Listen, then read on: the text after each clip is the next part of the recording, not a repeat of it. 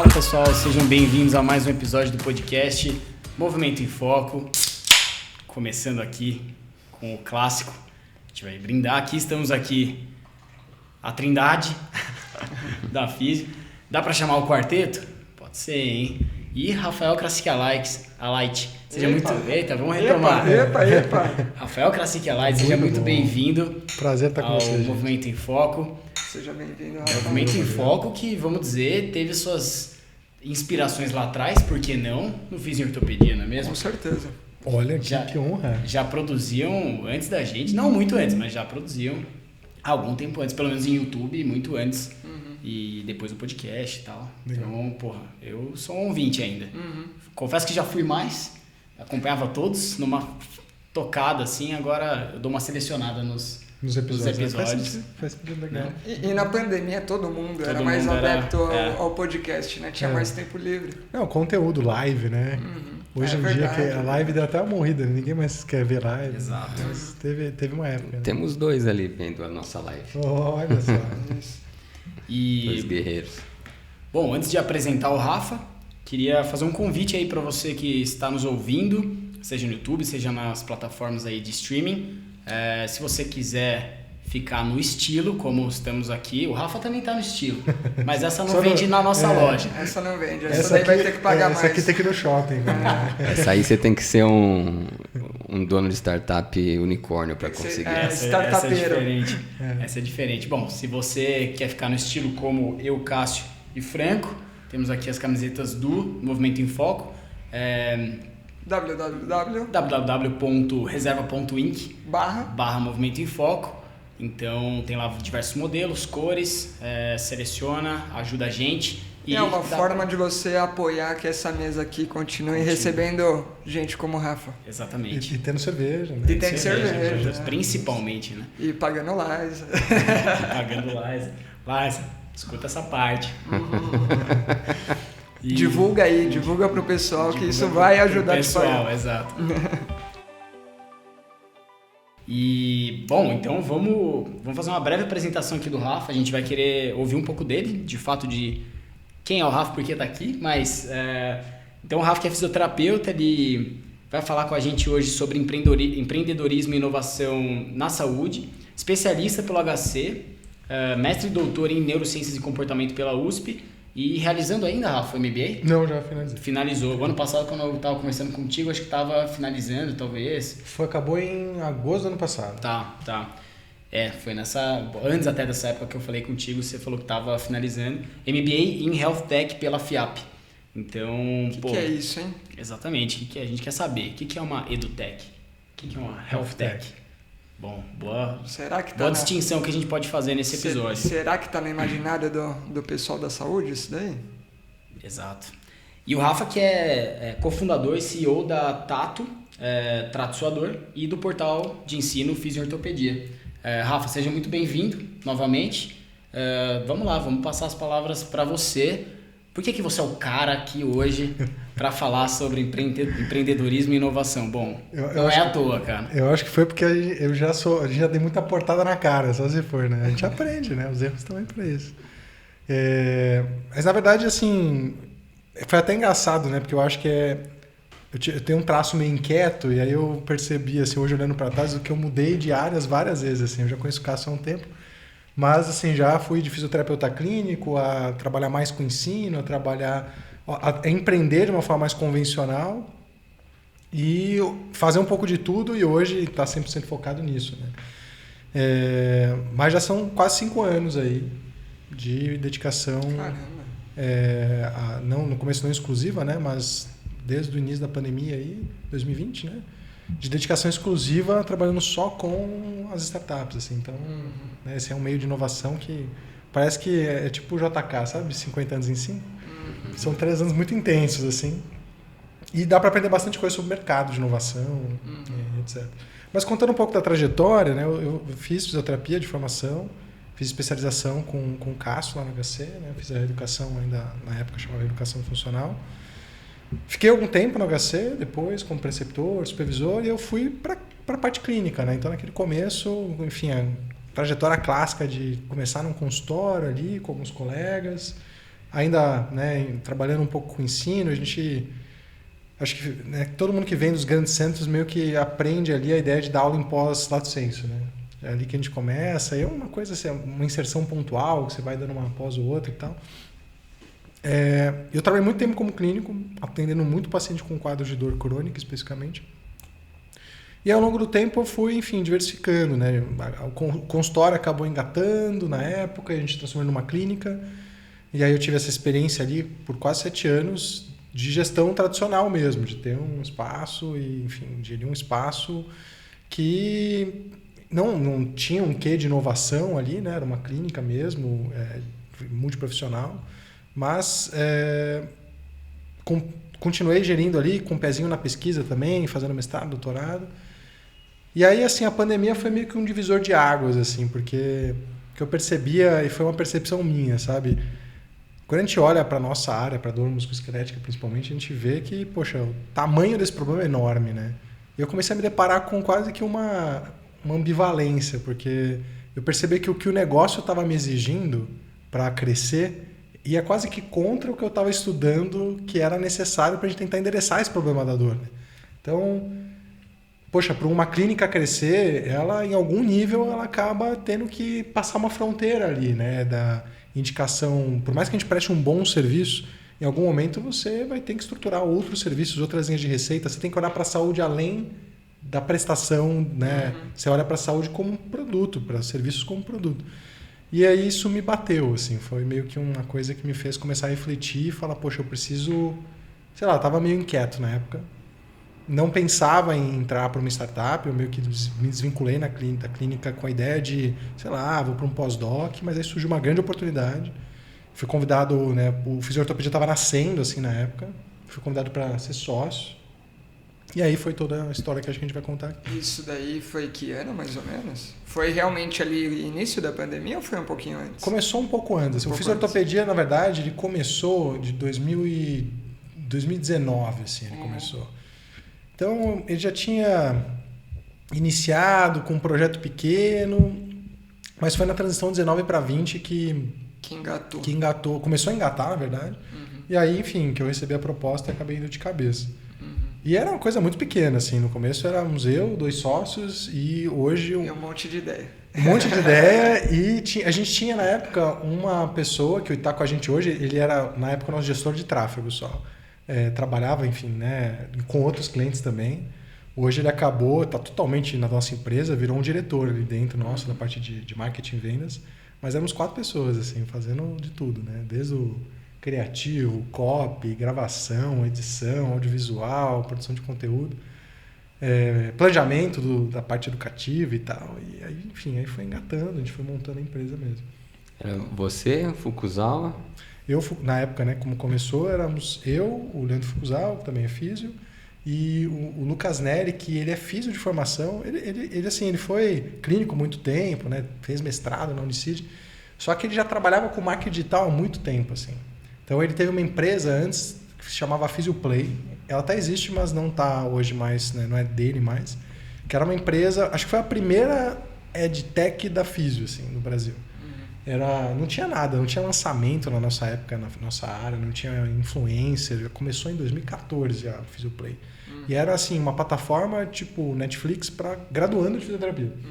Então ele aprendeu muito, assim. Aulas curtas também. Modelos de microlearning, aulas curtas, vários assuntos. Então assim, ele veio com muita bagagem de experiência de gravação, captação, estratégia de venda, só que... Ele já apanhou tudo que vocês não precisaram apanhar lá, né? Só que a diferença foi a segmentação de mercado, né? Ele veio muito graduando e aí a gente veio com uma proposta de atender, assim, profissionais já recém-formados para frente com a fisiortopedia.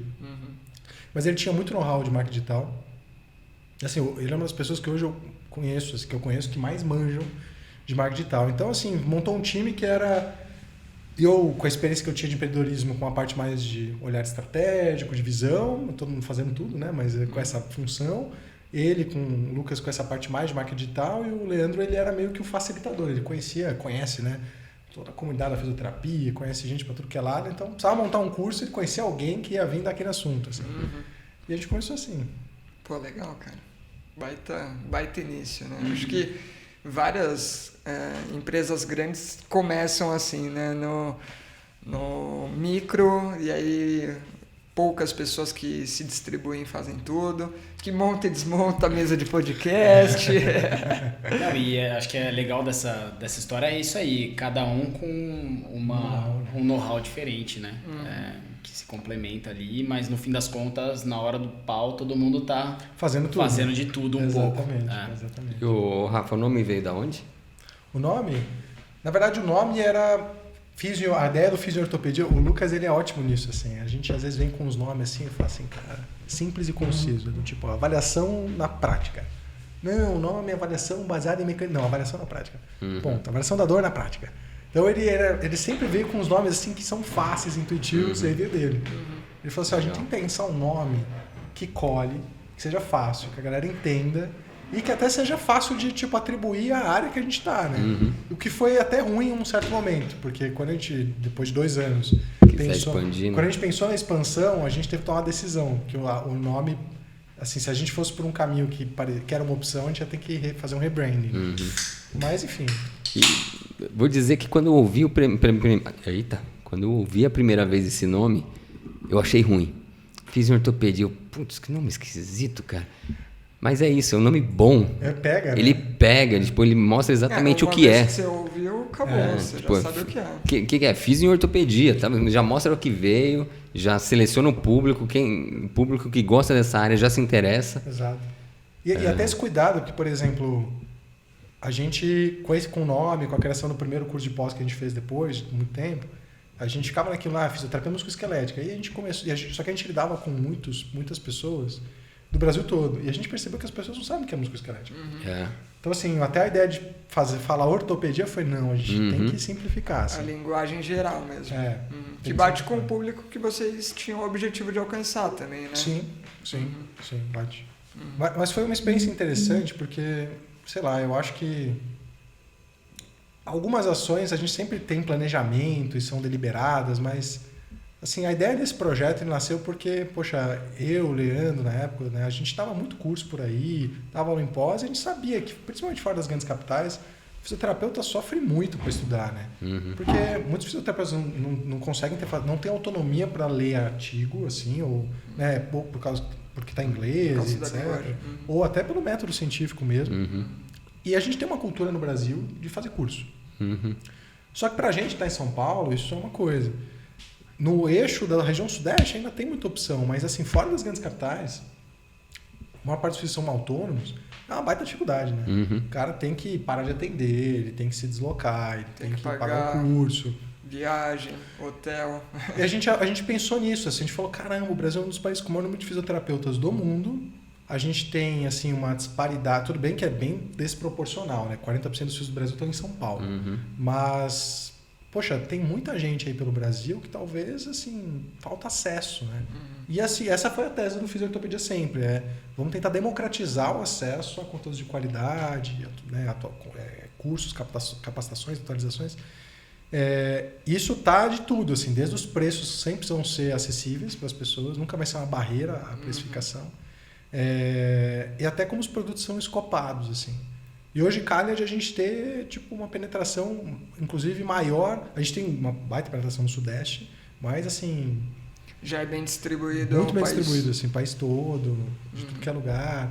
Porque tem, né? As pessoas, de fato, elas querem se atualizar. Acho que a pandemia ela fez um fenômeno acontecer, assim. As pessoas, ela acelerou isso, né? Ela acelerou e as pessoas, assim, a gente tem aluno. Intensificou, né? Não só acelerou, foi um. Porque antes, sei lá, eu acho que tinha muita objeção para se estudar online. Porque a gente começou o fisiortopedia, sei lá, eu dava curso, mas eu nunca pensei em dar um curso online. Assim. Eu nunca falei, nossa, vou pegar esse curso que eu dou presencial e vou dar online. Nunca passou da minha cabeça. E no pré-pandemia, a gente começou o fisiortopedia assim, totalmente cabeça de startup. Porque a gente falou assim, olha, vamos montar um curso de aperfeiçoamento que, poxa, ele vai ser completo. Ele vai ter 180 horas. Ele vai passar por toda a área da musculoesquelética, trazendo tudo que tem de mais atual. Só que a gente não tinha dinheiro na época. Então a gente falou assim, vamos fazer o seguinte, eu e o Leandro, a gente gravou os 2 primeiros módulos. A gente falou, olha, a gente tinha tanto de budget, assim, vamos criar uns copies, né, uns drops, investir um pouco em tráfego e vamos tentar vender. Se vender, a gente grava o resto. E aí você usa esse dinheiro para reinvestir e vai gravando o A gente resto. fala assim, ó, se a gente vender bem, a gente grava o resto, chama os caras, traz os professores para São Paulo e tal. Se a gente não vender, a gente devolve o dinheiro, sei lá o que a gente vai. E vendeu, assim. Ai, cara, isso me lembra a história o cara que comprou um burro. A hora que ele foi pegar o burro tava morto. Sabe essa não? Não. Aí o cara, não, beleza, deixa aqui comigo. Aí ele fez uma rifa vendendo burro. Aí vendeu a rifa, ganhou 3 vezes o valor do burro. E aí, a hora que o ganhador veio buscar o burro, ele falou, cara, o burro morreu, deixa eu devolver o dinheiro da rifa. Aí ele devolveu R$5 e ganhou 3 vezes o valor do Boa burro. essa história. Mas isso tem um nome bonito no meio da inovação que chama ser enxuto, né? Lean Startup. Faz um MVP rápido, barato, testa e aí você investe mais recurso quando se valer a pena, né? Mas assim, foi meio que caminho natural porque não tinha outra opção, a gente não tinha como fazer diferente. Né? Ô, Rafa, e até isso, cara, a gente está falando muito de empreendedorismo e inovação, mas falou pouco do seu lado acadêmico, né? Mestrado, doutorado, e o ser Lean tem a ver com testar, né? Tem a ver com estar disposto a querer analisar as coisas que vão acontecendo e ver o caminho que falou, opa, é por aqui, não é, vamos pivotar, vamos seguir outra rota. A parte acadêmica vem te ajudando nessa empreitada? Cara, eu posso ter um grande viés meu falar isso, mas eu acho que é um grande diferencial, assim, em alguns sentidos. O primeiro é que a minha trajetória com a parte de mestrado, doutorado, ela não foi tão convencional, assim, porque eu dei meio de louco. Na época que eu estava na HC, eu lembro que eu sempre tive uma característica, assim, que eu pegava um assunto que me deixava curioso intelectualmente e eu estudava aquilo sozinho até eu esgotar o assunto. Pra mim, acabou o assunto, sabe? Então, sei lá, eu lembro que sendo vestibular, eu estudei que nem um insano aquilo lá. Na época até a gente abriu um ambulatório no HC de reabilitação vestibular. Foi. Né? O que achava de déficit vestibular, hein? Na galera, assim, porque, nossa, eu estudei tudo, li todos os artigos e tal. Aí uma hora eu falei, chega, cansei, acho que vai ser o suficiente. Aí eu entrei na pira da visão. Falei, não, visão, eu atendia paciente com dor pra caramba lá na HC, porra, coordenação olho-mão e tal. E aí eu fiquei nessa pira. Eu lembro que eu comecei a estudar. E eu caí na ortoptia lá do HC, que é uma profissão que nem existe mais, mas tem vários ortoptistas no HC, que são reabilitadores da visão. Eles trabalham com prismas e com exercícios para reabilitar a visão. E eu fiquei observando atendimento, e eu caí de repente eu cheguei no meu orientador. É um cara da USP, da Neurociência e Comportamento, que estudava neurofisiologia da visão. E é um cara que topava tudo, assim. Eu falei, olha, eu quero estudar comportamento visual e coordenação olho-mão em pacientes com dor no ombro. O cara falou, beleza. No final das contas, não estudei isso. O eye tracker quebrou e tal, mas o que aconteceu foi assim, eu entrei com um professor, que ele dava muita corda, assim, sabe? Ele não era aquele orientador que, minha linha é essa, e gestão de projeto, sabe, na risca, microgestão. Cara, se você quer estudar isso, vai. E ele não tinha uma linha naquilo, não tinha estrutura de pesquisa. Então, assim, eu tive no meu mestrado e no doutorado a chance de meio que explorar muito sozinho, assim. Fiz disciplinas que eu queria, fiz muito mais do que precisava, inclusive, assim, de crédito. Eu fiz parcerias internacionais, assim, porque eu precisava entender o que estava acontecendo. Então, eu fui meio que... Eu aprendi na pesquisa a ser muito nesse sentido, assim... Eu aprendi a buscar informação, a buscar informação na literatura, falando com pessoas, a criar uns experimentos para testar as coisas, e, enfim... Aprendi a ser meio que sozinho, assim. Autodidata. Né? E é uma trilha muito né? Cansa pra caramba. Lembrou assim. um pouco da fala do Malcolm no último episódio, assim, meio de generalismo, curioso com muitas coisas e aprender a aprender, né? Isso é bom e ruim, né? Porque isso esgota facilmente a pessoa. É cansativo, né? Acima de tudo. Mas é cansativo. É um puta recurso. O que eu aprendi, assim, é que basicamente eu quebrei uma crença limitante que eu tinha, que era, tipo, tem coisa que não é pra mim. Porque eu aprendi ao longo do mestrado, doutorado, por exemplo, a soldar coisa. Eu aprendi a programar Arduino, eu aprendi a programar no MATLAB, a fazer estatística. E aí eu entendi que, assim, você pode aprender qualquer coisa se você tiver motivação, tempo e energia. Só que algumas horas eu bati em alguma coisa que eu falava, porra, isso aqui é mais fácil trazer alguém que saiba. E isso, o doutorado especificamente, ele me ajudou muito nisso, assim, do tipo, tem um problema, mapear o que eu precisaria para resolver aquele problema e quais as pessoas, o recurso eu precisava trazer. Que é gestão de pessoas, né? Projetos. Pessoas, energia, recursos. Isso me ensinou muito, assim. Eu diria que esse foi talvez um dos principais aprendizados que eu tive ao longo dessa trajetória. E óbvio, né? O método científico ele me ajudou também a essa cabeça de pensar como um pesquisador. Ser crítico. Eu acho que isso é importante. Por exemplo, hoje na empresa eu sempre fico à frente dos projetos de validação.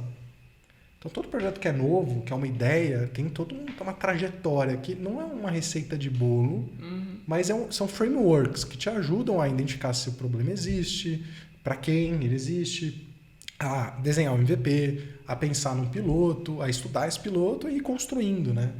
Isso é um raciocínio muito de pesquisador, assim, sabe?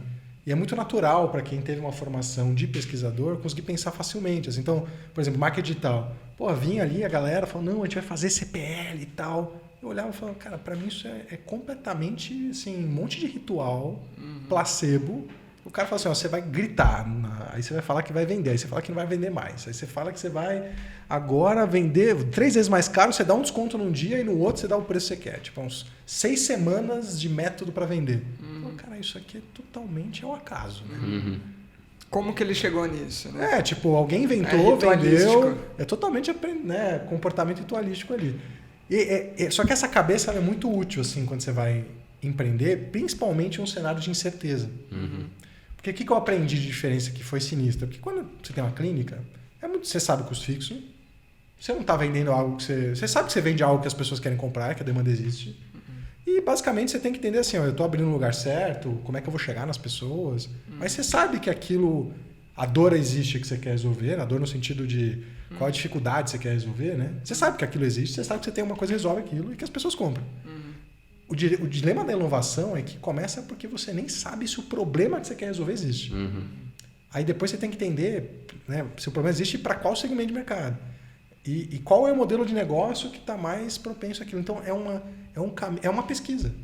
É uma grande pesquisa. Assim, né? Cada startup é uma pesquisa e cada projeto dentro dela também. Né? Cada produto é uma pesquisa com várias hipóteses que você vai meio que fazendo vários experimentos para ir validando essas hipóteses, pivotando, levantando novas hipóteses. E isso eu me dei muito bem nesse meio. Assim. Eu acho que essa formação acadêmica, né, ela me deixou muito preparado para isso e, óbvio, né, empreendendo com coisas técnico-científicas, aí tem um passo além, né? Porque você tem que estar embasado. E a gente, por exemplo, lida com, na Tato, né, que é a Health Tech, a gente trabalha no modelo de saúde baseada em valor ainda. Ou seja, você tem que realmente usar o conceito de eficácia, usar a prática baseada em evidência, porque não tem como, me penaliza se eu não tiver embasado do ponto de vista científico. Né? Chegou, Rafa, no assunto que você queria. Chegou no assunto. Ah, não, você não vai falar, né? Eu só queria pontuar assim que, na verdade, não é uma característica comum de cientistas. Existe muito cientista bitolado que segue um modelo estritamente à risca, que não olha para o lado, que não tem criatividade. É o cara que escreve bem artigo. E, sei lá, o produtor de artigo, por exemplo. Ou o cara que é realmente... O cara que sabe a forma de se escrever um artigo, ele publica muito. Pode ser também, existe. E o mesmo executor de projeto, assim, aquele cara que vai botar o eletrodo naquele ponto, porque é aquele ponto e não vai dar uma vírgula para lá, não vai... Ele vai fazer 100 pesquisas iguais. Assim, muito parecidas, né? Para ver parâmetros diferentes. Então, isso tem muito, assim, do investigador, do cientista engessado. Eu acho que você traz uma característica que é essa inquietude que cada hora você quer... você se apaixona por um tema, vai, aprofunda ali, daqui a pouco troca de tema.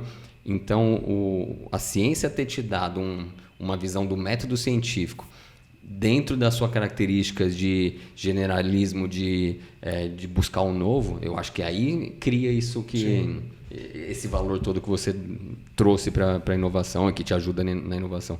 Mas não acho que seja uma característica... Do pesquisador, né? Do cientista. Acho que o método científico ele é um bom framework para você, nesse cenário de caos e de incerteza, conseguir achar um caminho. Né? Ter critérios, ser crítico e tudo mais. Porque que não é garantia que você vai achar um caminho. A maior parte das startups vão morrer, inclusive, né? Por N motivos, normalmente por falta de dinheiro. Mas...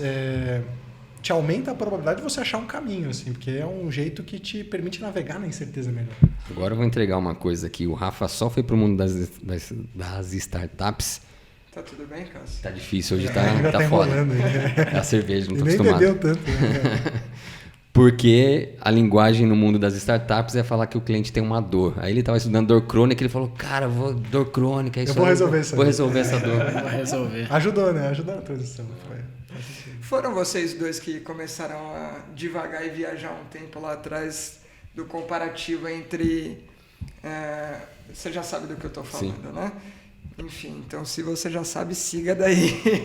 Não, a gente tinha mania de ficar viajando, né? Discutindo temas e tal. Filosofia.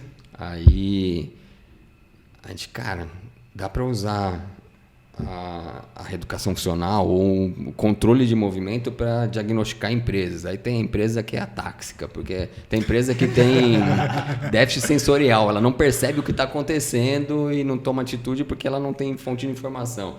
Tem a outra que não tem execução. Essas viagens. Mas, Coisa de quem tinha tempo pra fazer alguma coisa. Né? Você não vê isso. Talvez seja um método para falar na língua do fisioterapeuta e profissional da saúde o que é falado no mercadológico, né? Trazer para uma linguagem mais acessível, talvez. Mas sabe uma coisa engraçada, assim? O Cássio pode até dar a impressão dele, porque ele já me conhece também há um tempo suficiente, mas eu nunca me vi como empreendedor, assim.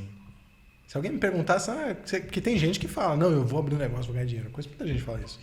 Não que eu ganhe dinheiro, mas assim, tipo, ganha também. ter a cabeça do...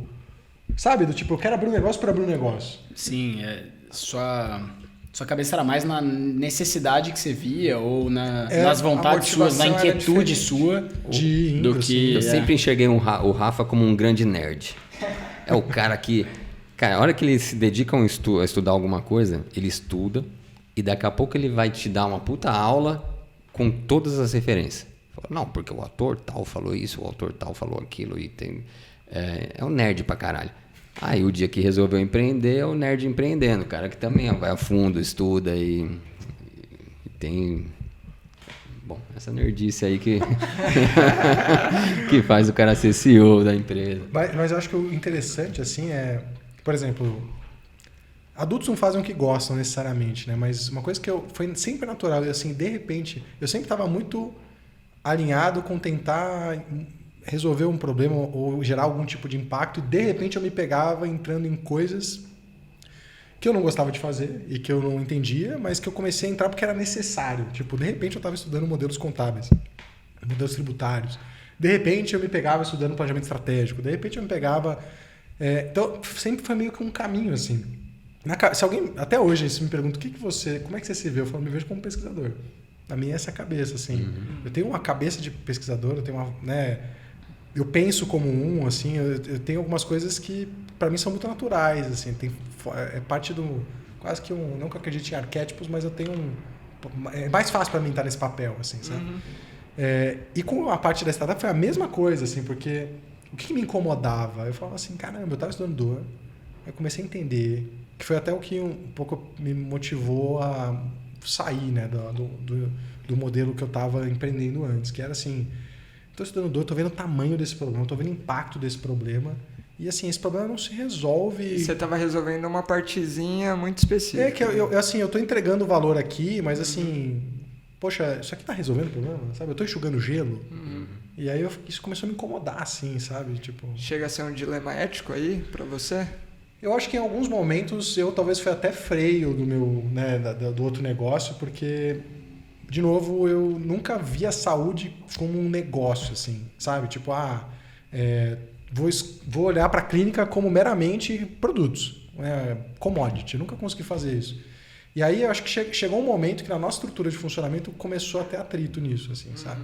Isso foi um dilema ético, mas eu, na verdade, comecei a olhar para um macro diferente, sabe? Eu comecei a perceber, eu falei, caramba, o problema é muito maior. E na minha cabeça de acadêmico, na minha cabeça de dava curso, aula, o que bateu em mim? Eu falei, olha, a baixa qualidade assistencial é um problema, os fisioterapeutas são uma parte importantíssima dessa solução para essa problemática da dor crônica musculoesquelética, que é o que eu estudava, sempre estudei. Só que assim, a qualidade assistencial do fisioterapeuta brasileiro é péssima. E a gente começou a tentar olhar para isso, como que a gente pode tentar facilitar isso, né? E aí foi quase que intuitivo, falar, poxa, vamos tentar fazer produtos online, porque produtos online... eles são... Usar tecnologia né, em qualquer tipo de mercado, ele disrupta aquele mercado.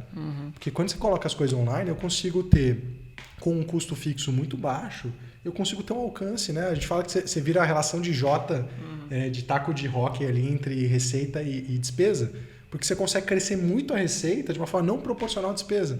Então, qual que é o melhor jeito da gente conseguir tentar, talvez, mudar esse cenário? Na minha cabeça, o que ficou claro a minha vida toda, dando aula, eu sempre pensava assim, não, eu quero aumentar, pegar aquela galera que é diferenciada e levar mais para cima o sarrafo. Mas a média que determina o que acontece com a profissão. E eu comecei a entender, assim, na minha cabeça, foi fazendo sentido que eu falei assim, olha, a gente precisa mudar a média. A gente precisa conseguir... Deslocar a média. Deslocar a média. A gente precisa impactar... Não adianta impactar um grupo X. Isso muda a média. Sim, muda. Mas, assim, a maior parte das pessoas não está naquele extremo que são as pessoas que já são diferenciadas, conseguem entender aquilo, conseguem aplicar. Muda mais o desvio padrão que a média, né? Exato. Exatamente, né?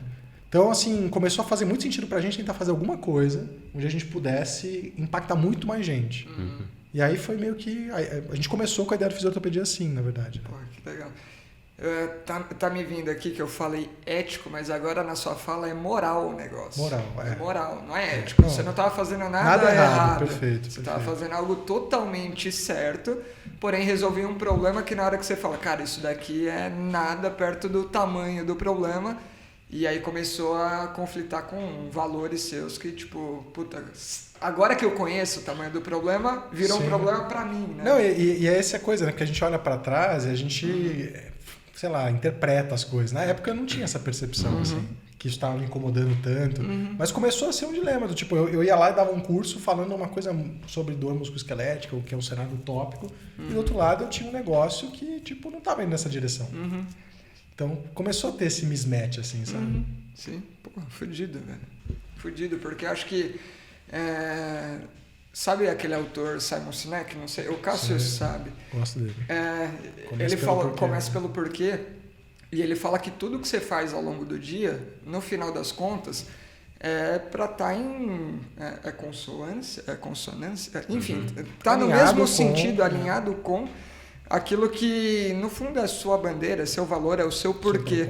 E na hora que você se encontra numa situação como essa, você tem o porquê, né? E você fala, porra, o problema é esse, mas eu estou endereçando o problema de uma forma diferente. Aí começa a ser meio... Não chega a ser concorrente, né? Mas vetores diferentes, né? Não soma a força. Não soma, assim.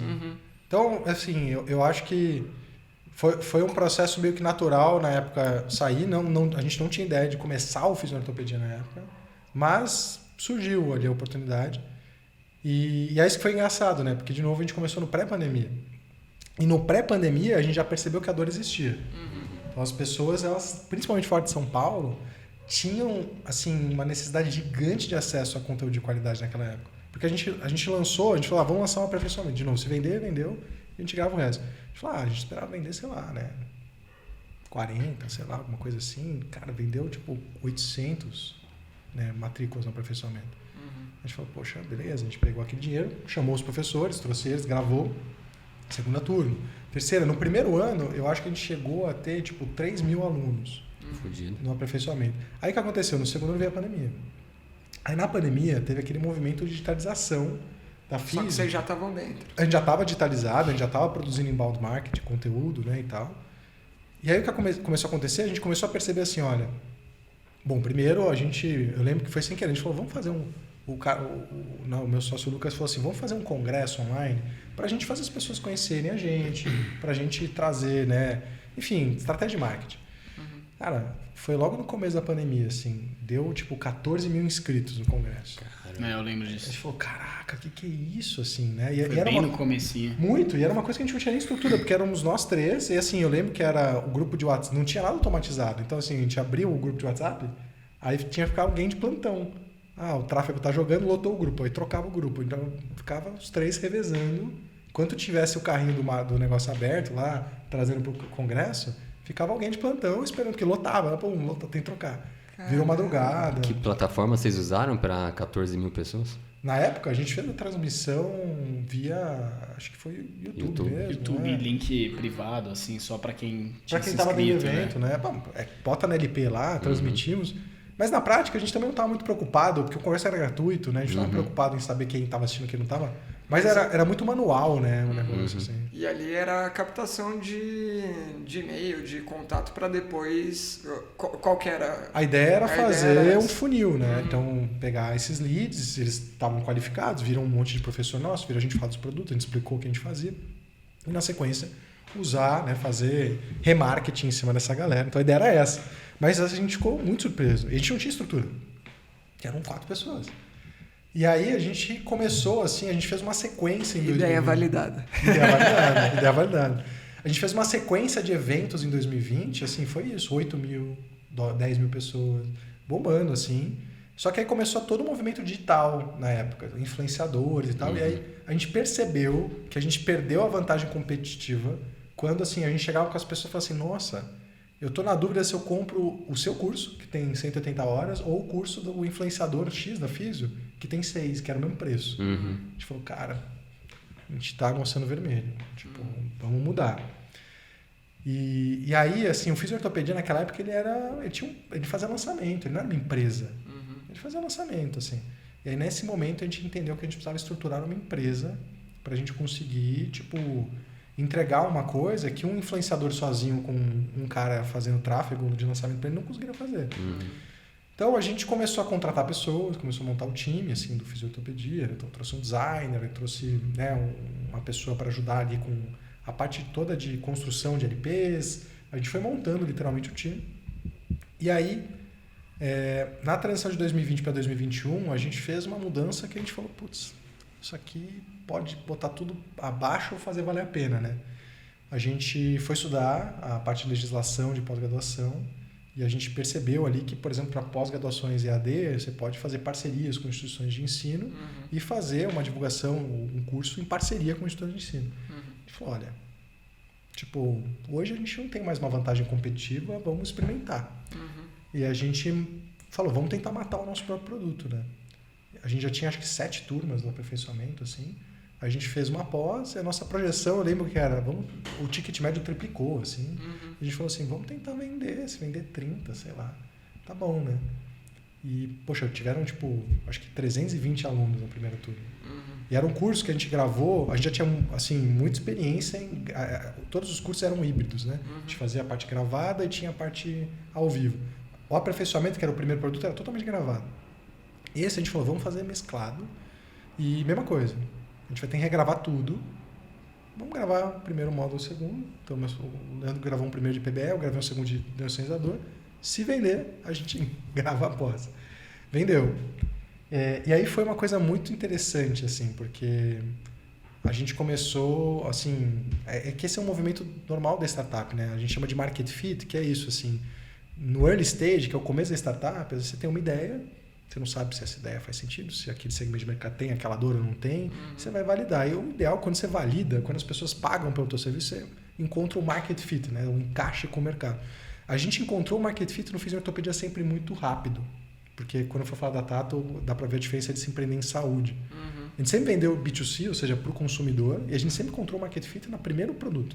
O primeiro produto que a gente lançou em um mês... Na verdade, sempre superando expectativa aí, né? Sempre superando expectativas. A gente sempre traçava a expectativa. Nossa, se vender isso aqui tá muito bom, né? Estourava. E o que aconteceu foi assim, essa transição capitalizou a gente pra caramba. E aí a gente começou a falar assim, olha, que é uma coisa diferente de startup que eu nunca tinha visto antes. Porque numa empresa normal, o que eu tinha lá? Custo fixo, custo variável, a margem de contribuição dos produtos que eu queria, e você tinha uma projeção de lucro que você queria ter. A startup queima a caixa. Ela fica negativa para crescer. Isso é muito louco, assim. Tipo, você pensar, sabe, eu tenho 20 mil de lucro. Não, vamos queimar esses 20 mil. Vamos gastar esse dinheiro. Sempre reinvestindo ali. Sempre. É bem naquela ideia do winner takes all. Tipo, quem chegar primeiro lá vai dominar e aí vai ser mais fácil depois. Você tem uma vantagem e tal. Mas assim, o que surpreendeu a gente foi, a gente ficou muito capitalizado e a gente começou a montar a equipe fácil. Então, tipo, em 2021, a gente saiu de 6 pessoas para 47. Caralho! A gente cresceu muito rápido e a gente estruturou um produto, que são a primeira pós-graduação, e a gente começou a criar um produto de atualização, que hoje a gente chama de Star Cursos, né? Porque a gente foi fazendo ao longo de 2020 vários pequenos cursos, muito pequenos, que a gente usava de produto de entrada, num curso de 40, 50 reais, mais bons, com professores que eram bons do assunto, a gente vendia com coprodução do professor, então a gente mitigou o nosso custo e aquilo era um produto de entrada. Nossa ideia é, o cara vai encantar com aquela entrega e ele vai ficar muito mais assim, aquecido para um produto de ticket maior nosso. E a gente percebeu, a gente foi fazendo testes com isso, a gente falou assim, e se eu vender 3 juntos? E se eu vender 10 juntos? E se eu vender um pack de curso sobre aquele assunto? As pessoas... Funcionava. As pessoas compravam mais. E a gente falou, vamos criar uma plataforma de streaming. E a gente criou uma plataforma de streaming, né? Que é o nosso produto de atualização. E foi muito parecido, assim. A gente criou e é um produto mais difícil de vender, né? Porque as pessoas não entendem o conceito de comprar uma plataforma que vai ter atualizações constantes, que é uma coisa para ir revisitando quando precisar. E a gente foi com esses 2 produtos em 2021, assim... E a empresa cresceu demais, assim, a gente, assim, quintuplicou o faturamento da empresa e a gente cresceu a equipe absurdamente, né? Foi muito grande o crescimento e com todos os problemas de um crescimento rápido, né? A gente é uma empresa totalmente online, com pessoas do Brasil inteiro trabalhando com a gente. Essas quase 50 pessoas, elas se encontram, se conhecem? Digitalmente. Doido isso. Hoje a gente teve algumas oportunidades de fazer encontros em São Paulo da equipe e tal, a galera veio. Mas assim, uma pessoa do Espírito Santo, uma pessoa lá do Nordeste, espalhado, totalmente espalhado. E aí começou alguns aprendizados da startup, que a gente ainda não tinha levantado capital de risco na época, mas a gente cresceu rápido. Que era, quando éramos só nós 3 ou 4, funcionava. A gente se comunicava, a gente sabia tudo que estava acontecendo. Só que a gente começou com o crescimento a cair prato pra caramba, assim, sabe? Tudo dava errado. Era uma coisa que a gente percebia que, assim, tinha que subir tal coisa. Aí não subiu. Aí você vai olhar, vamos fazer um raciocínio sistêmico. Por que não subiu? Porque o fulano que ia subir e ficou faltando o copy. Por que o copy não veio? Porque o fulano que brifava não brifou. Aí a gente falou assim, caraca, velho, a gente tem uma cultura na empresa de pessoas que estavam lá para executar tarefas e não para fazer acontecer, assim. E aí a gente aí foi talvez o primeiro momento, assim, que foi assim, esse momento extremamente desconfortável, porque até então eu tinha feito minha inquietude, mudado de área, mas dentro de coisas que eu tinha algum conforto. Então, por exemplo, como clínico, eu já tinha ganhado experiência como clínico, eu sabia atender. Vender é uma coisa que para quem fala bem, vender não é difícil, assim. Você nem sabe o que está vendendo. Você nem sabe, você está falando, entregando valor, tirando dúvida, você está vendendo. Dar aula, a gente sempre deu aula, assim. Agora, começar a olhar para gestão ágil de processos, gestão de projetos, planejamento estratégico, começar a entender regimes contábeis numa empresa que funciona com lucro, com EBITDA negativo. A gente começou a esbarrar em coisas que eu e nenhum dos meus sócios, a gente tinha nenhum conhecimento sobre isso, assim. E é uma coisa difícil, porque quando você entra nessa zona de desconhecimento, totalmente fora da sua área, porque assim, para nós somos filhos, né? Sei lá, se vocês fossem mudar de área, vocês podem não saber nada daquela área, mas assim, vocês têm uma base de raciocínio, têm uma base de PBE, vocês saberiam talvez quais formações seriam interessantes para vocês fazerem, o quanto vocês precisam saber de alguma coisa ou não precisam. Quando você entra numa área completamente nova, assim, vou virar estatístico, sei lá, cientista de dados. Você não tem ideia do que existe, do que é a área, do que compõe ela, do que você precisa, o quão fundo você precisa saber o assunto. Isso é extremamente angustiante, assim, sabe?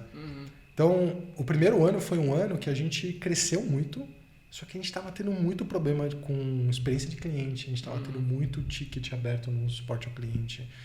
A gente estava, sabe, coisa contábil dando pau. Que é a dificuldade de crescer rápido, né? Puta que eu pariu.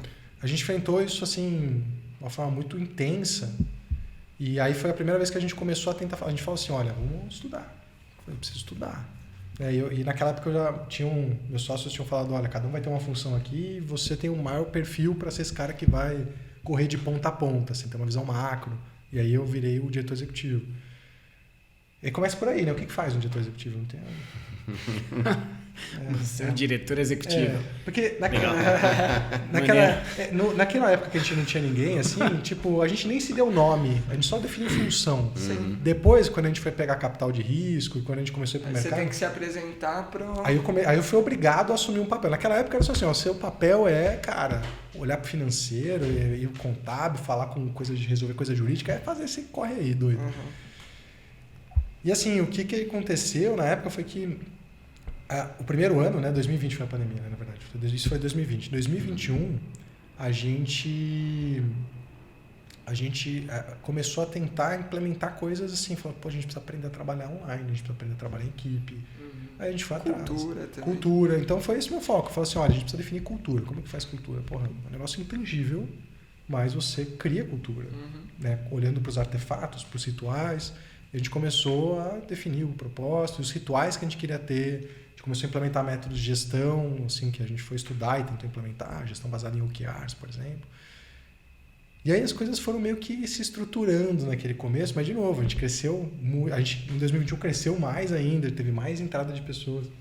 Chance boa de dar briga entre os sócios, hein? Você teve perrengue ou foi... Perrengue, cara, perrengue. Graças a Deus, assim, a gente sempre teve uma relação boa e a gente sempre conseguiu resolver.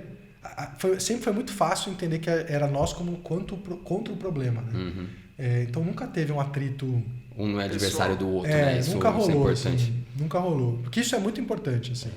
Até porque você faz Krav Maga e o Futsal não tem a menor chance. E ele é baixinho, né? Podia não dar bom. Mas eu acho que o ponto, assim, é uma relação... O sócio é uma relação muito doida, né? Porque você confia absurdamente na pessoa. Então, é uma relação que é pessoal, mas ao mesmo tempo ela é profissional, assim. E é isso, saber conseguir se comunicar e manter um alinhamento é essencial, porque tem um livro que é muito bom, que chama O Lado Difícil das Decisões Difíceis. E é um cara que é um CEO que ele conta tudo errado, assim. E ele fala que tem um período em toda empresa que chama a luta. Ele define a luta como você só sabe o que é a luta quando você está passando por ela. E você só sabe que você saiu dela quando você saiu dela, assim. Mas é um período que tem muito atrito, dá muita coisa errada. E a gente passou por, assim, muita coisa que a gente não tinha ideia, assim, sabe? De, tipo, a gente começou a lidar com quantias de dinheiro que a gente nunca... Isso aqui, se a gente erra um mês, fudeu. Né? De onde, sabe? O que a gente vai fazer, assim? Ninguém tem grana pra pagar o negócio. Pensando aqui em perguntar pro Renan Malveste se ele já saiu da luta. se ele... Porque você tá na luta ainda. Eu saí da sociedade, então a luta saiu de mim. Porque era luta atrás de luta. O cara sabe. Agora, será que já saíram? Não, tô aqui é capital de risco, né? Então. Mas acho que o difícil da startup, que para mim foi muito diferente, é isso. Você não tem noção do que você está fazendo.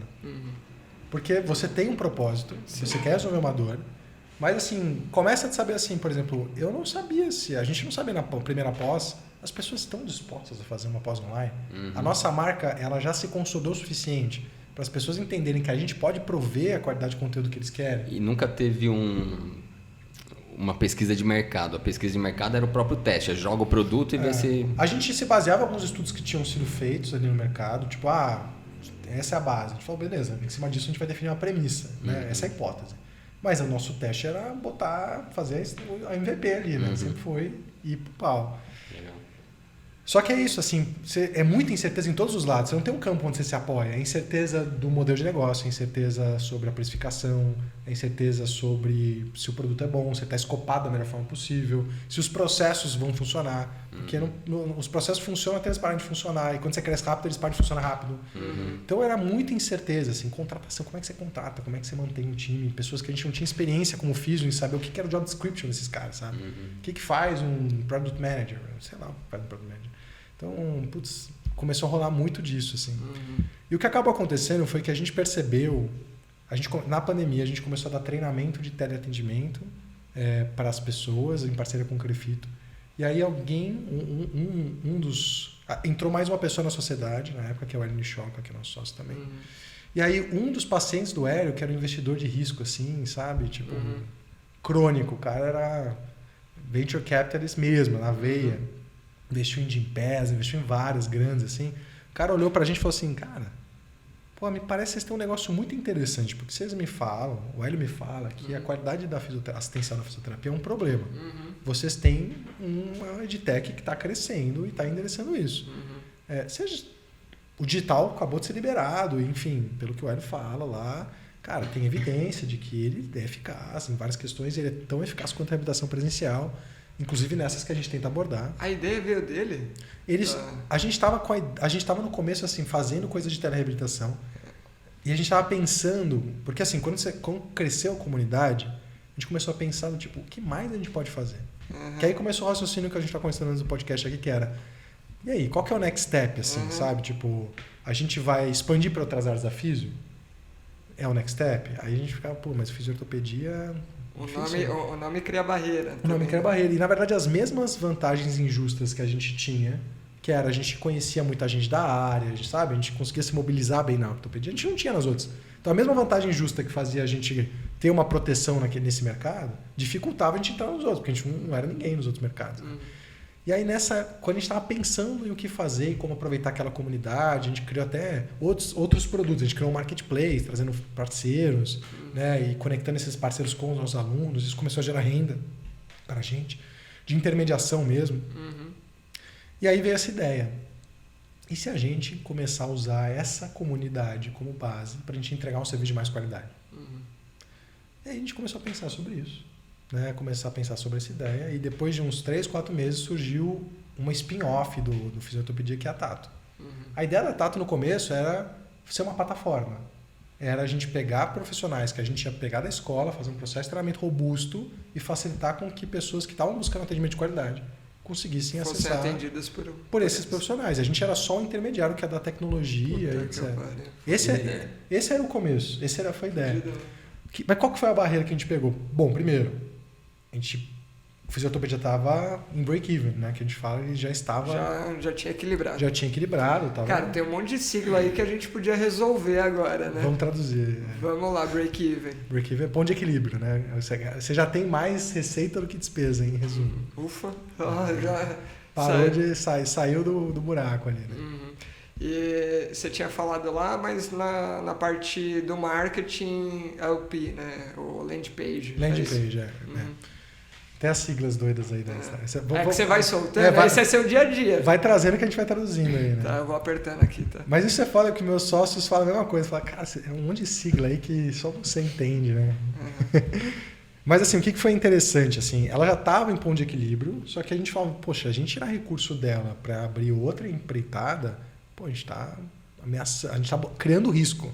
Como é que a gente mitiga risco? Capital de risco.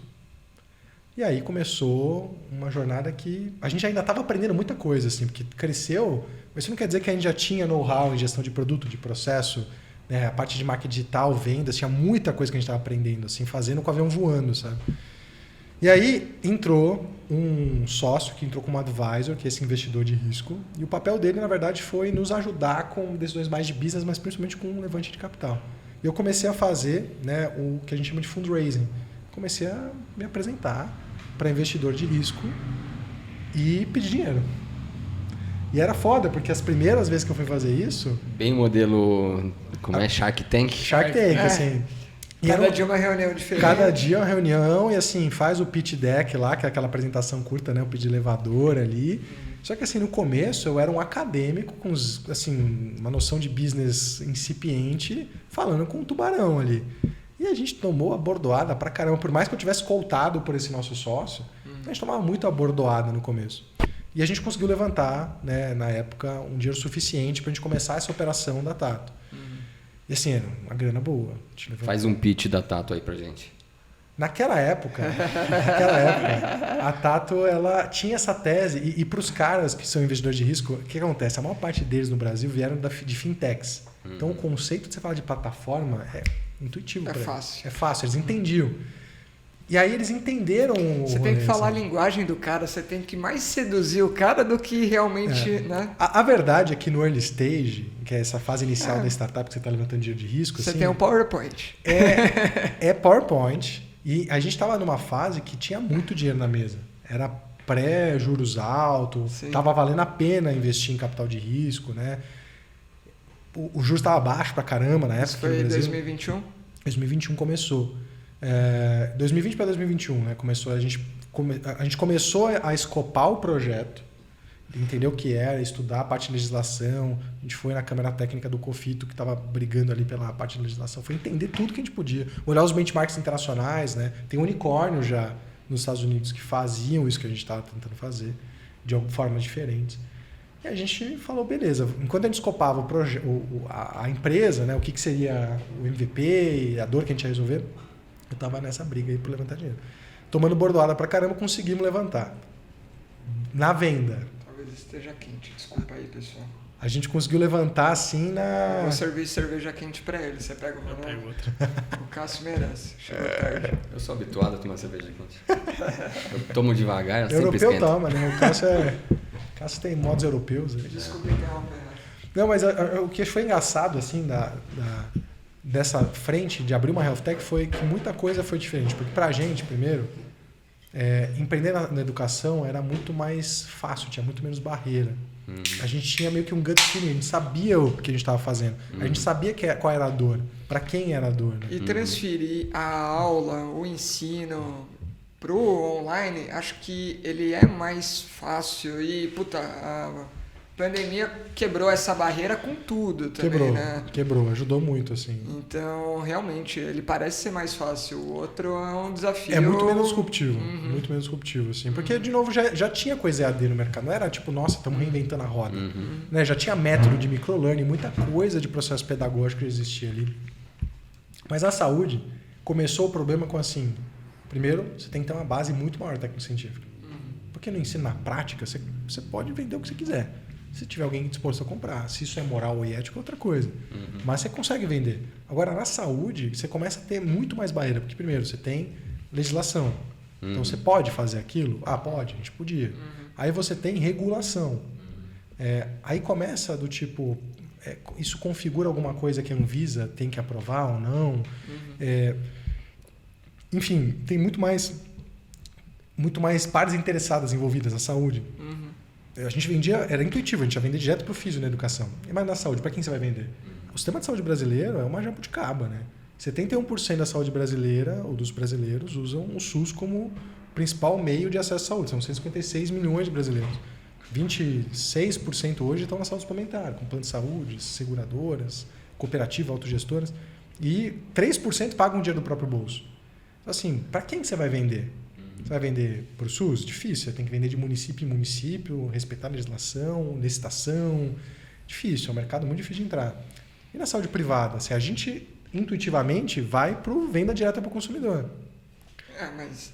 é o caminho que a gente conhece, né? Só que assim, cara, isso é 3% do mercado. Assim. É a menor parte do mercado. Então, é muito mais difícil entrar na saúde, né? E até porque esse cara que são os 3% e está disposto a pagar, talvez ele pague por outras vias que, puta, não é seu... eu não estou resolvendo, né? É um cara que vai ter talvez dores muito pontuais, que talvez não era o que a gente estava se propondo. Ele já tinha acesso a um tratamento. Esse é o ponto, né?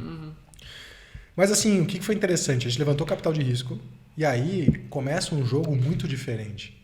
Que é um jogo onde você tem um sócio investidor, que nesse caso ainda não era um fundo de investimento. Era um investidor anjo. Eram alguns anjos, mas que botaram uma quantia que não era comum para a rodada que a gente estava fazendo e nem num valuation que era comum. Porque como a gente tinha uma operação muito rentável e tinha mitigado riscos de execução, na prática esse é o momento em que você convence a pessoa.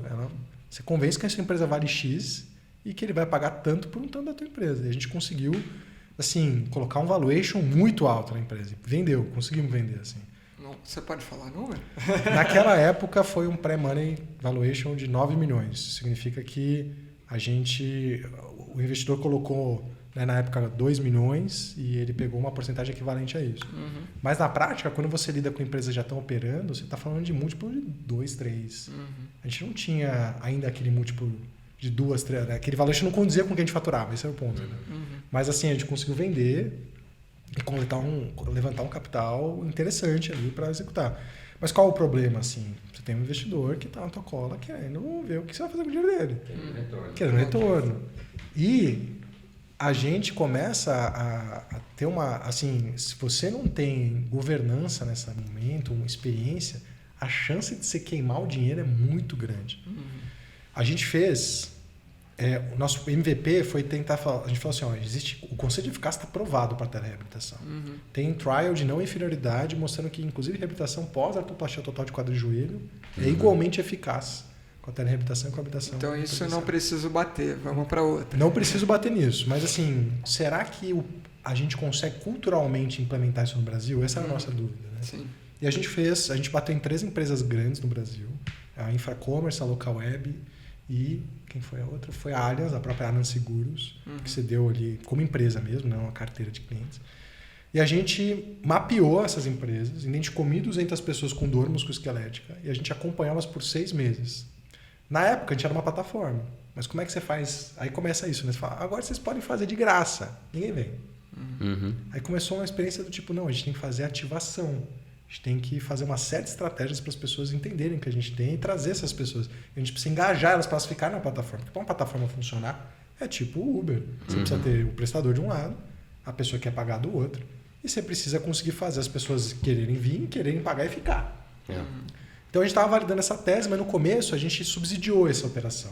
E a gente fez, na época, acho que foram 3.500 atendimentos desse público.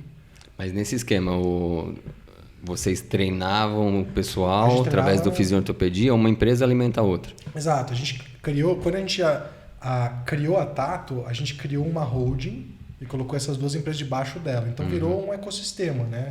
Um flywheel, né? Que é uma roda que se retroalimenta, onde de um lado o fisioortopedia era de onde vinha essa mão de obra e a gente criou processos de treinamento para o fisio ir para lá. Para ele ter a capacidade de prestar o serviço ali na Tato, né? Ali. Então a gente, por exemplo, fez parceria com ONGs, a gente começou a trazer atendimento social e fez um baita processo de treinamento, assim.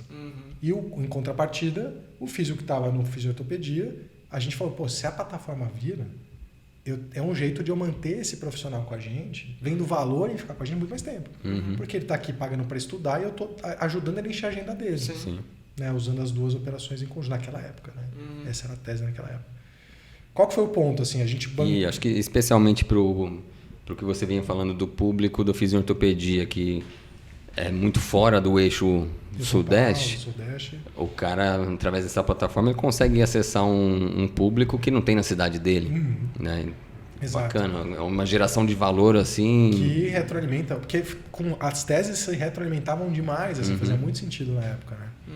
Mas o ponto foi assim, a gente ainda não tinha tanta experiência em validação de produto no mercado, né? Frameworks de startup, ou de inovação, por assim dizer, que eu acho que resume bem o que a gente estava fazendo. E aí o que acabou acontecendo foi, a gente criou um produto, validou o produto, a gente aprendeu a fazer ativação muito bem.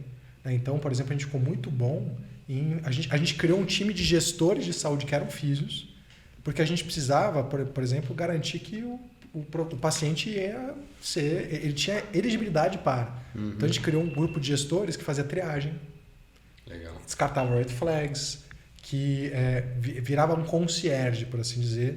Então a gente fazia um mapeamento, estratificava risco das pessoas, esse gestor triava, orientava e ajudava a puxar para a plataforma. E os físios atendiam e esse gestor acompanhava e fazia o follow-up depois. Então a gente começou a fazer o que é hoje chamado de gestão de cuidado para alimentar a plataforma. A gente começou assim. Legal. Mas o ponto foi, quando a gente acabou esse MVP, tem os resultados na mão, a gente falou, beleza, vamos vender. Para quem a gente queria vender? Para RH. Vamos vender para a empresa. O mercado de saúde, o crescimento está na empresa, são mais de 90 mil PMS. Mais empresas que o funcionário com dor crônica está afastado, viram um problema para o RH, né? Tem nexo, tem muita empresa que pelo KNAI existe nexo causal ali, né, da empresa com a patologia. Então a gente foi, vamos vender para a empresa. Qual que é o ponto?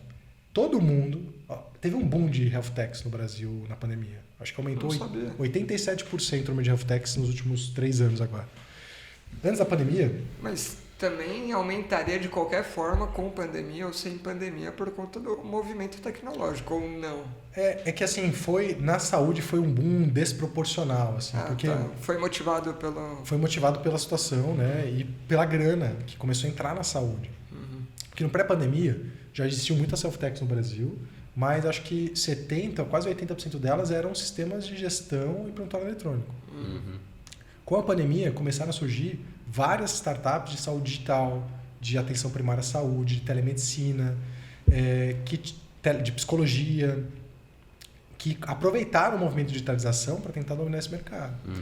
E todo mundo estava tentando vender para RH. E o pessoal estava em lockdown, fazia todo sentido ser atendido online. Todo sentido fazer atendido online. E aí o RH começou a assumir uma função que ele não tem, que é virar um hub de saúde. O RH não tem capacidade. Assim, o RH, a gente vai aprender isso ao longo do tempo, ele tem um budget limitado. Na prática, ele deveria ser sensível ao principal custo para eles com saúde, que é, depois da folha de pagamento, o principal custo das empresas é plano de saúde. É o segundo. E a ANS só regula reajuste dos planos de pessoa física. Plano de pessoa jurídica reajusta 20%, 30%, 40% ao ano. Qual que é a principal preocupação do RH? É diminuir a sinistralidade. Porque 70% dos planos de saúde do Brasil são corporativos. Os planos de saúde oscilam com a taxa de emprego no Brasil. Porque quando as pessoas são demitidas, elas perdem acesso ao plano de saúde. Então, todo mundo começou a tentar vender para RH. E aí a gente percebeu que o RH, apesar de ele dever ser sensível à sinistralidade, ele não era. O RH ele é sensível a o colaborador ver como um benefício as ações dele. Retenção de talentos. É isso que ele foi treinado para fazer. Então, todo mundo tentando vender aplicativo de terapia de sono, aplicativo de saúde mental, de meditação. E o RH não tinha dinheiro. A gente não conseguiu vender para RH. Então, a gente ficou 7, 8 meses validando o produto junto a empresas, porque a gente escopou um produto que era baseado na nossa vantagem, que era ter um grande número de profissionais que podia treinar, e não no que aquele mercado precisava. A dor existia, aquele mercado precisava resolver esse problema, só que o nosso produto ficou caro para ele. A gente não conseguiu vender para RH, a gente tentou vender para colaborador através de RH como se fosse um benefício corporativo, e a gente não teve a tração que a gente imaginava. Então a gente começou a experienciar a primeira coisa ruim do capital de risco, que é o que a gente chama de cash burn. Né? A gente queimou muito caixa. Queimou por aprendizado também, né? Por aprendizado, mas assim, aprendizado que hoje, com a maturidade que a gente tem, a gente sabe que seriam evitáveis. Né? Porque um bom processo de product discovery, um bom processo de validação, teria eliminado muitas das hipóteses que a gente gastou muito dinheiro para validar. Pagou caro. Pagou caro. E começa o segundo ponto, que é a preocupação de toda startup, que é o que a gente chama de runaway, que é quantos meses você tem de caixa. A gente queimou muito dinheiro e a gente... O que sobrou? Putz, não tinha faturamento, né? A gente ficou ali com... Queimou, a gente começou a construir sistema, aí começou a entrar um outro know-how de desenvolvimento tecnológico, e eu assumi o papel de coordenar o desenvolvimento. Eu não sou um cara de tecnologia. Então, assim, aí o sistema... quando você lida com empresa de desenvolvimento, mesmo que seja interna, tem que tomar muito cuidado, porque tem que ser muito direcionado, muito enxuto, assim, porque a gente acha que tudo é preciso, tudo é necessário, e não é. Então a gente gastou uma grana, assim, no primeiro ano de operação. Caramba. E conversar com esse pessoal de TI não é fácil para quem não é de TI, né? Não. Tanto que hoje eu entendo, assim, eu entendo sobre programação, sobre gestão, né, de desenvolvimento de sistemas, mas porque eu fiquei lá aprendendo, tomando na cara, né? Você vem achando que a sua ideia está muito clara. Eu quero um sistema que faça isso, isso, isso. O cara, olha, não entende nada que você falou. Nada. Aí ele propõe um negócio que você fala, o que é isso? Que nem entendo o que você está falando. Não, e aí começa assim, porque você quer um sistema que faz isso, mas você não entendeu ainda o job to be done, né? Que é, qual que é o motivo que faz aquele cliente contratar o teu serviço? Porque é isso que o teu sistema precisa entregar. Sim. Então a gente nem tinha entendido ainda o que a gente precisava e a gente já estava tentando construir. Então, assim, foi um ano assim, de extremo aprendizado, porque a gente começou a falar com, por exemplo, pessoas diferentes. Falar com RH é outra coisa. É muito diferente falar com RH. Assim, botar o chapéu de fazer venda para RH, e sempre fui eu que fiz isso. Eu ia lá e... Rafael, com suas várias facetas, na hora de conseguir capital de risco, tem que falar uma linguagem. Não, e eu vim de um treino de pitch com o investidor, e aí que eu aprendi, beleza, porque no começo eu tava muita porrada. Sim. Isso me incomoda. Alguém me pegar na curva e começar a me pegar em situação que eu não conseguia sair, isso me incomoda muito. Sim. Eu aprendi a não deixar ninguém me pegar na curva com o investidor. Só que eu peguei essa linguagem e fui para RH, e não funcionava, né? Aí enfim, foi um processo. Mas o que a gente entendeu, assim? Que a saúde é muito difícil, cara, porque começa assim, você fala assim, olha, por exemplo, o RH, ele gasta rios de dinheiro com o uso inadequado do sistema de saúde. Aí você dá uma solução para ele e fala assim, eu vou te ajudar a economizar isso. Ele fala, não, cara, eu não tenho dinheiro, eu já pago o plano de saúde. Aí ele tem que pagar um plano de saúde que dá livre acesso à saúde, porque o colaborador, ele quer ter o benefício de onde ele quer, e o RH é sensível a benefício. Então, assim, é uma sinuca de bico. E vender para a seguradora?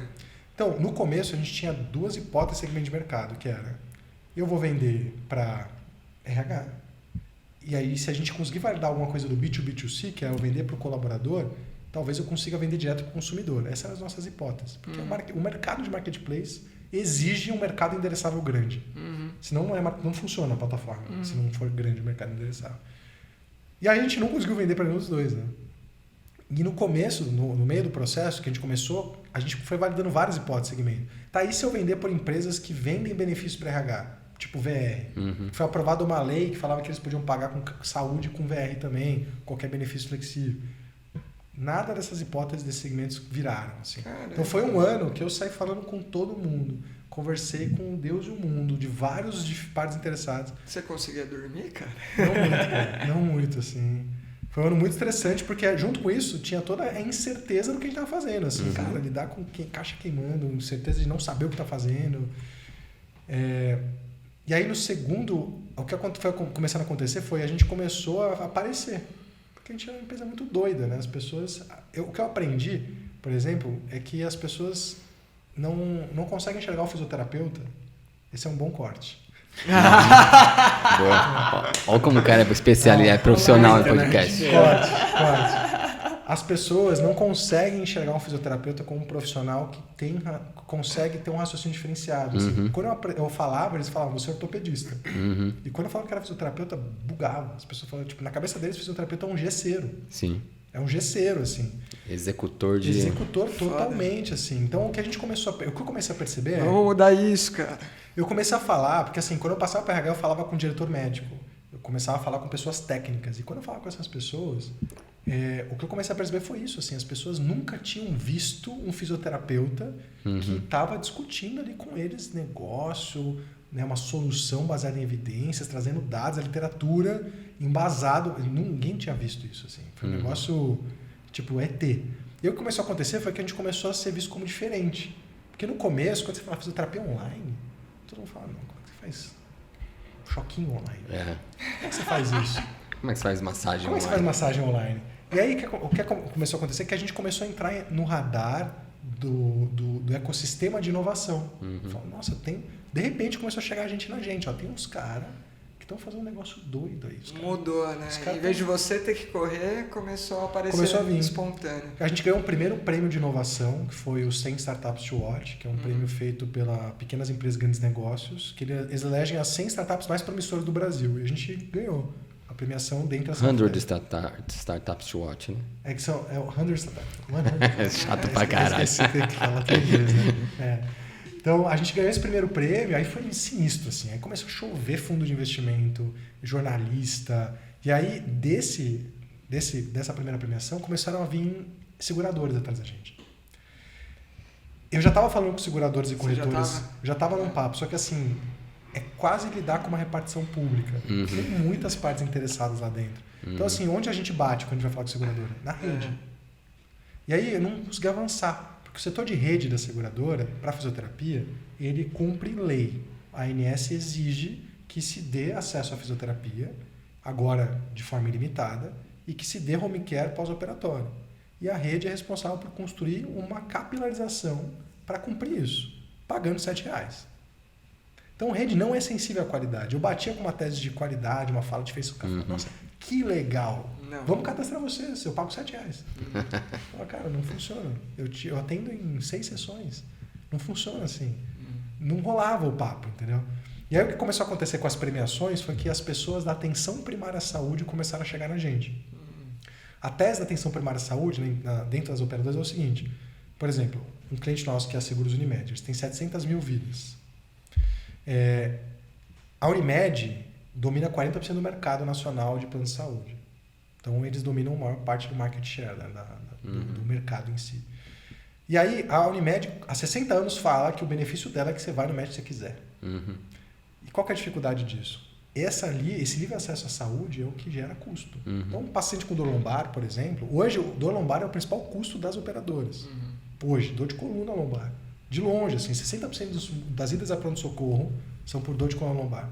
20% das internações são por dor de coluna lombar. Esse dado, como que você chegou a ele? É difícil. A gente tem dados muito bons americanos, mas não dá para comparar o sistema americano. O dado americano é que os Estados Unidos gastam por ano com dor crônica 870 bilhões de dólares por ano. Isso é mais do que o PIB de talvez mais da metade dos países do mundo. Eles gastam mais com dor crônica do que com diabetes, câncer e doenças cardíacas ali. No Brasil, a gente tem um déficit gigante de dados. Só tem um estudo A gente tem dados assim, chapunhados. Por exemplo, o INSS traz que 65% dos afastamentos profissionais nos últimos 20 anos foram por dor musculoesquelética. Tem esse dado. Tem alguns trabalhos que estimam o custo disso, custos indiretos pela perda de produtividade.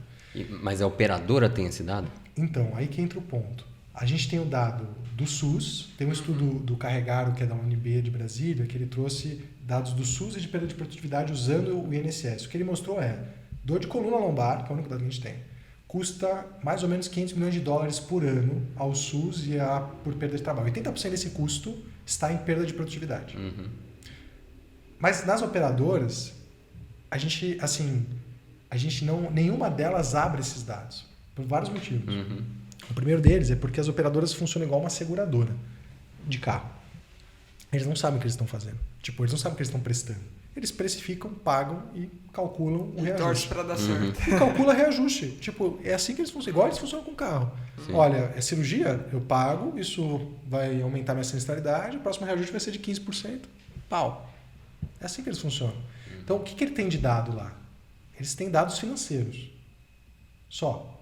Eles só têm dados financeiros. Eles têm CID, código TUS e só.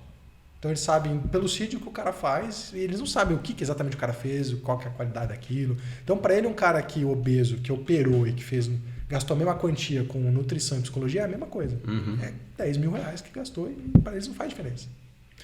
Então, eles não querem liberar o dado também, porque como é que eles vão expor que eles têm um custo desnecessário de tanto com cirurgia de coluna? Então, é uma situação meio complexa. Mas, assim, algumas empresas começaram a conseguir olhar esse cenário. A ANS começou a olhar esse cenário. E algumas health techs começaram a conseguir olhar esse cenário também. Então, a gente ainda não tem um estudo. A gente está agora fazendo um estudo via COFITO até, requisitando na ANS. Você acha que o sistema privado gasta mais com a dor crônica do que o SUS em termos proporcionais mesmo, não absolutos?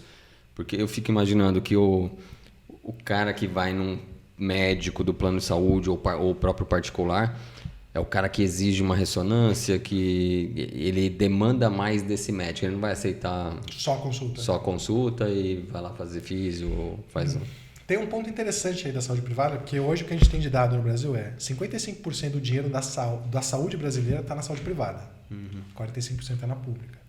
Só que na saúde privada 98% do dinheiro está na saúde suplementar.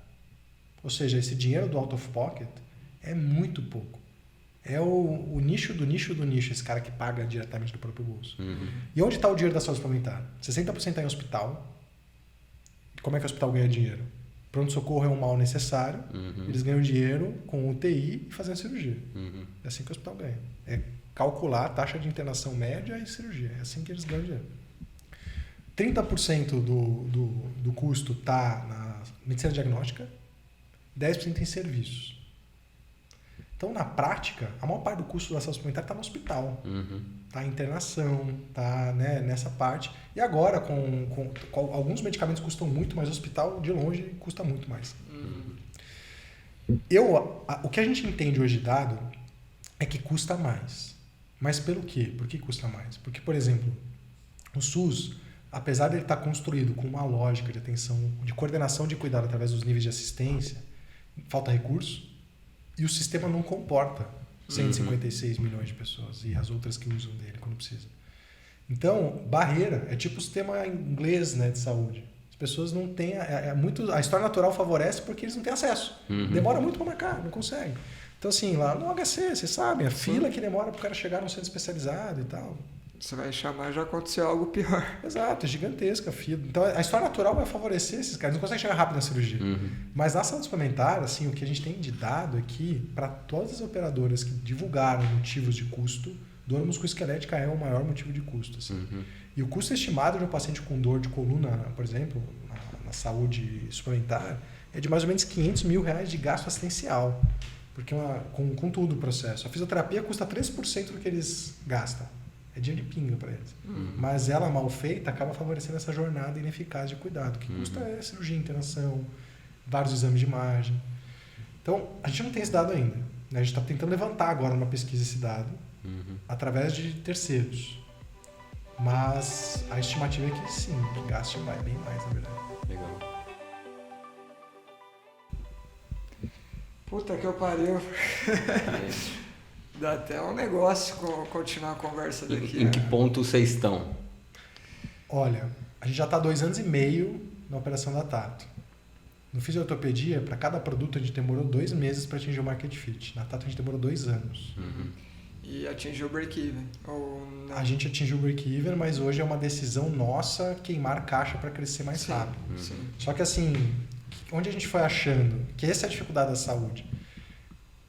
Como tem muitas partes interessadas, por exemplo, você tem a empresa, o RH é uma parte interessada, aí você tem as corretoras de saúde, isso é uma jabuticaba só do Brasil, porque o plano de saúde ele não pode ser vendido direto para o RH, é uma corretora que precisa vender o plano de saúde.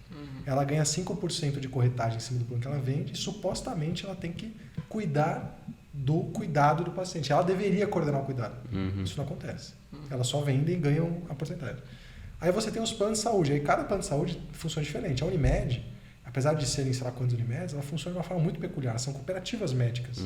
Aí você tem as Unimeds singulares, que dominam um território. Então, por exemplo, você vai ter a Unimed Campinas. Qualquer empresa que até 50%, mais de 50% dos funcionários estiver em Campinas, é dela. É da Unimed Campinas. Se tiver 51% da empresa em mais de um estado de São Paulo, de uma cidade, aí não é a Unimed Campinas nem a da cidade, é a Unimed da Federação de São Paulo. Se tiver uma empresa com mais de 50% em um estado, aí é a Unimed nacional. Então ela funciona com uma lógica completamente diferente. As seguradoras trabalham com saúde igual trabalham com carro. As autogestoras, elas realmente têm uma cabeça diferente, porque elas normalmente não têm fins lucrativos, né? E elas administram recurso para maximizar a entrega para aquele pool de pessoas que elas cuidam. Para quem está envolvido. E vocês chegaram a pensar em startup para startup, assim, tipo Alice, que está tentando, eu não conheço a Alice direito, mas estão tentando entrar com um seguro de saúde mais acessível. E vocês entram com um produto que dá resultado bem na atenção. Acho que é onde eles tentam entrar mais, que já resolveu o problema do paciente sem levar para cirurgia, essas coisas. Sim. O grande problema de novo, quem vai pagar a conta. Porque, por exemplo, a gente tem um erro, e aí é um erro mesmo na hora de inovar, de tentar pensar no paciente. Sim. Mas ele não paga a conta. E se ele não paga a conta e vocês copam um produto feito para ele, que foi o que a gente fez, o que vai acontecer é que quase ninguém vai querer comprar esse produto. Então, o que o RH queria? O RH queria uma solução quase SaaS, quase um software as a service.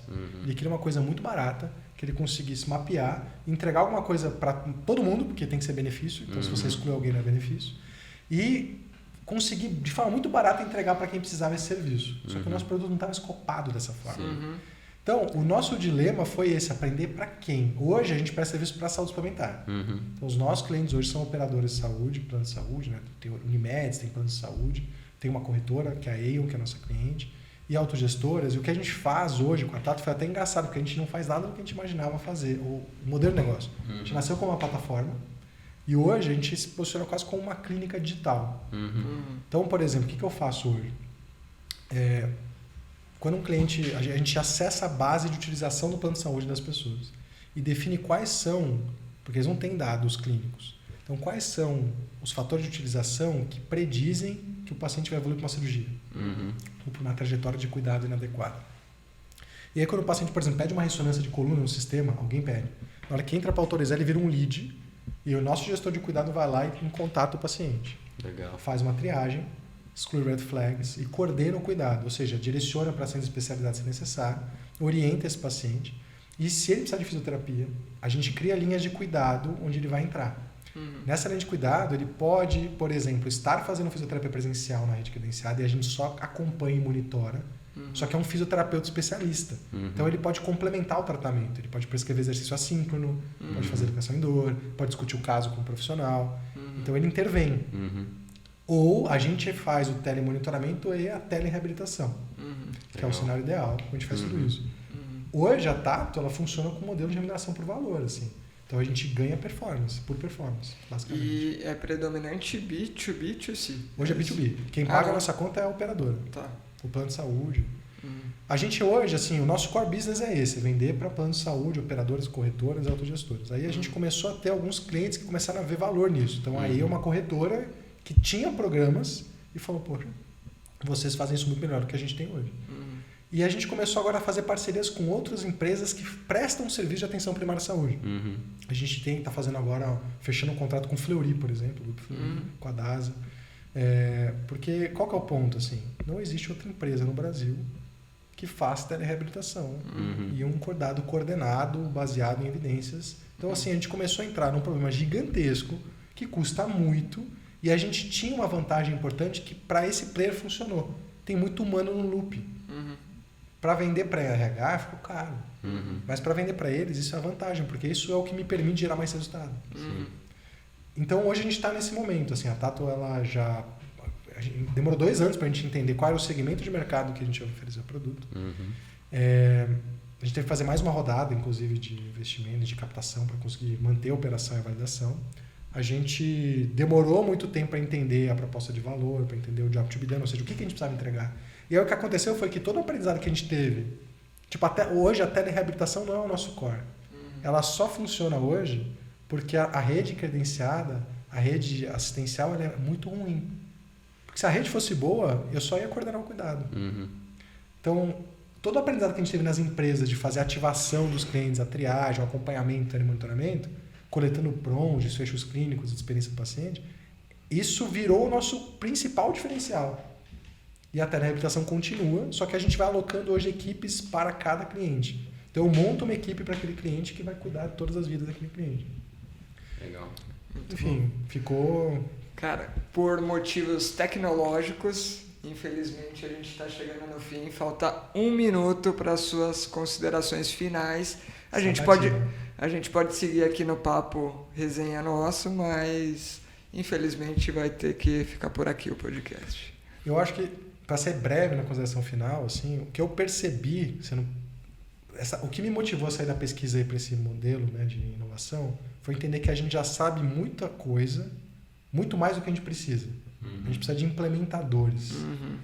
E hoje, o jogo da implementação no mundo real envolve inovar, empreender. E fazer uma startup é um excelente método para se achar um caminho ou ter mais chance de acertar.